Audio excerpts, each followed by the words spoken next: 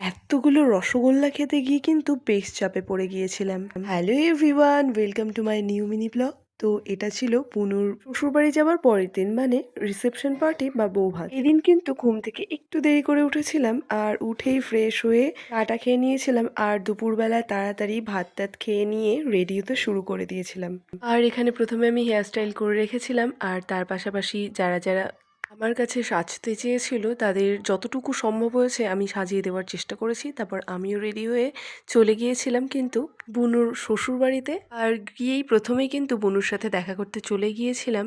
আর প্রথমেই কিন্তু ওর শ্বশুরবাড়ির লোক থেকে শুরু করে ক্যামেরাম্যান সবাই কিন্তু বলে কলকাটা ঠিক হয়নি, আর বুনুরও পছন্দ হচ্ছিল না।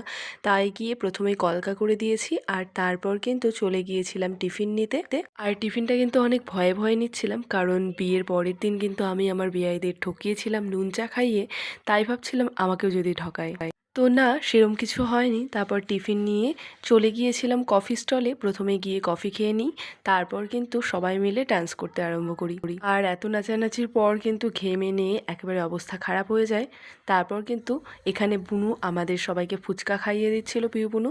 এরপর প্রায় ওই 11:30-12টা কি 12:30 নাগাদ আমরা সবাই মিলে চলে গিয়েছিলাম খেতে।